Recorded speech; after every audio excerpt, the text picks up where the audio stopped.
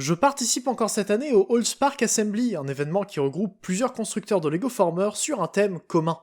Le thème de cette année, c'est celui des super robots, une esthétique bien particulière qui fait que ce Lego Former n'est pas un Transformers. Le Crossfighter est une unité de combat dans un univers où les humains doivent compenser leur taille par des armes à la hauteur des ennemis cybertroniens. La première unité principale du Crossfighter, c'est une voiture de sport qui permet à la fois de patrouiller sans trop attirer l'attention et d'arriver rapidement sur le champ de bataille. Bon, ok, c'est pas la voiture la plus discrète, surtout avec ses couleurs, mais c'est le futur, donc peut-être que les voitures sont moins grises à cette époque. Surtout que la deuxième unité, c'est un train. Là encore, pour la rapidité, la solidité et la taille, le Crossfighter est composé d'un Shinkansen dans ses couleurs classiques. Il n'y a pas de wagon, mais 2 locomotives, et c'est déjà pas mal. C'est une unité autonome qui rejoindra le reste de l'équipe au plus vite, où qu'il soit. Et la troisième unité, c'est un petit vaisseau de reconnaissance. Un support aérien pour l'équipe du Crossfighter, qui permet d'héberger le deuxième pilote. Parce que ces 3 unités sont celles de la configuration binaire du Crossfighter. On verra la différence entre son mode binaire et son mode unitaire juste après, mais pour le moment, c'est le mode binaire. 2 pilotes, une meilleure stabilité, mais une vitesse réduite. Et en fait, il manque quelque chose. Le vaisseau de reconnaissance n'est en fait que le cockpit d'un vaisseau plus grand, qui forme la majorité du Crossfighter.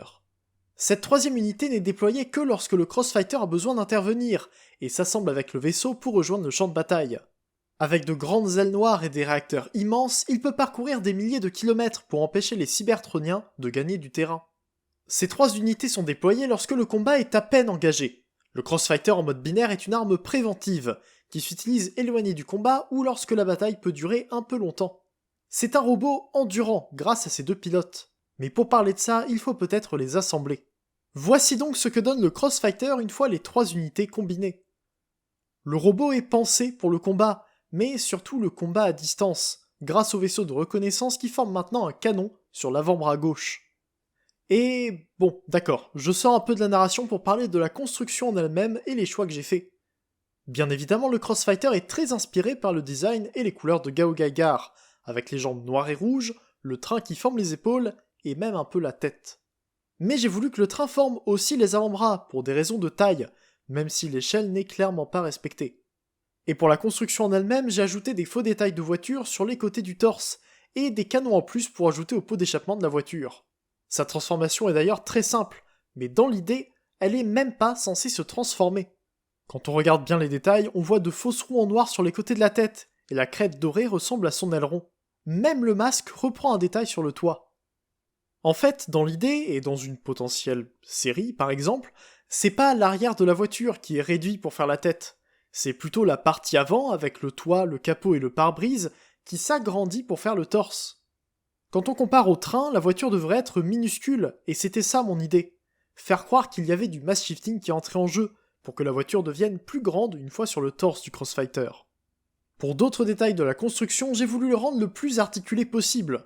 Du coup, c'était assez facile avec un jet futuriste qui me permettait de faire des jambes aussi articulées que je voulais, sans avoir respecté un mode alternatif. Il a même un ab crunch, ce qui est plutôt pratique, même si ça fait taper le bassin dans la voiture.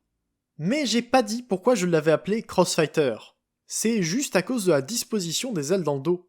Elles se déploient et forment une croix, d'où le nom de Crossfighter. C'est aussi simple que ça. Et je crois avoir tout dit, donc on repart sur de la narration. Le Crossfighter est une arme redoutable, un engin de guerre capable de tenir les cybertroniens à distance pendant un certain temps. Mais lorsque la fin est proche et que l'ennemi est trop puissant, il faut améliorer le Crossfighter et tenter l'impossible. La configuration unitaire du Crossfighter peut se réaliser en plein combat, lorsque l'unité de support arrive pour prendre la place de l'unité centrale. C'est un vaisseau rapide qui n'est utilisé que lorsqu'il y en a vraiment besoin, et qui peut remplacer la voiture et le jet de reconnaissance sur le bras. Mais ce n'est pas la meilleure façon de réaliser ce mode du Crossfighter. Il vaut mieux appeler le vaisseau complet, qui réutilise la majorité de l'unité aérienne de son mode binaire. Le cockpit a été remplacé par l'unité de support, et 3 armes ont été rajoutées, une sous chaque aile et un blindage équipé de turbines sur le dessus.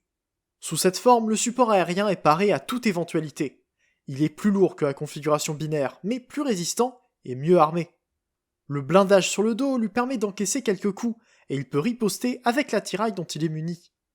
L'équipe complète se résume alors à 2 unités seulement, pour un unique pilote. Le pilote doit être lui-même nettement plus puissant que les deux qui se compensent pour la version binaire, mais ça lui permet également d'être plus réactif et plus habile dans ses manœuvres. Il n'a pas à se soucier d'un coéquipier, mais toute son attention doit être dirigée sur le combat, et le robot devient moins stable. Et voici ce qu'il doit piloter. Le Crossfighter en mode unitaire change son unité principale pour le cockpit du vaisseau. Il gagne une épée, et son blindage forme un bouclier. C'est une arme de combat rapprochée qui entre dans le combat sans hésiter et qui est prêt à faire face à l'envahisseur cybertronien. Plus d'armes à longue portée, le mode unitaire taillade les ennemis pour avancer et part les coups avec une rapidité sans égale. Mais il est possible que son épée ne soit pas assez. Dans ce cas, il lui suffit juste d'avoir une épée plus grande. Il manie celle-ci à deux mains, et c'est l'arme qui lui permet de sortir victorieux des combats les plus rudes. Et bien sûr, j'ai des choses à dire sur la construction. La deuxième variante du Crossfighter est arrivée après la configuration binaire. Je voulais réduire le nombre de véhicules et lui donner une raison d'avoir une épée. Donc, bien sûr, le plus simple, c'est qu'elle fasse tout l'avant d'un vaisseau un peu différent. La base du vaisseau est strictement identique, à l'exception de l'avant, des pièces sous les ailes et le bouclier qui se transforme pour former une pièce en plus, avec des réacteurs. C'était clairement pas la partie la plus simple à faire, pour avoir un bouclier plat et un peu joli, qui se colle le plus possible aux formes d'un vaisseau qui existait déjà et que je voulais pas changer. Le torse n'a plus rien à voir, mais la tête non plus. La couleur des yeux, la forme des ailes sur la tête, j'ai changé pas mal de choses pour rendre ce mode assez différent, tout en conservant la majorité du corps. Et le bouclier lui ajoute aussi beaucoup, il s'attache au même endroit que le canon tout à l'heure, et j'aime bien ce qu'il donne ici. Je suis content qu'il puisse aller chercher son épée dans son dos, et avec ses articulations, il a de quoi l'utiliser. Mais surtout, évidemment s'il y a deux pièces en plus sur les ailes, c'est pour qu'il ait la plus grande épée. Les pièces se rajoutent sur la poignée et sur la lame pour l'allonger pas mal et la rendre plus grande que le robot. J'avais l'idée dès le début, je voulais une épée correcte pour le robot, mais j'avais quand même envie de faire une arme ridiculement longue pour coller avec le thème. Les super robots et les armes démesurées, ça va généralement bien ensemble. Tout ça pour dire que je suis très content de ce que j'ai fait. En quelques jours à peine, j'ai pu faire un Lego Former complet sur ordinateur, qui devrait être à peu près réalisable en vrai. J'ai pas toutes les pièces pour tester et voir si ça fonctionne, mais j'ai testé la transformation assez souvent pour que ça marche au moins sur le logiciel. Et pour la disponibilité des couleurs, c'est encore pire. En tout cas, j'espère que vous avez apprécié le Crossfighter.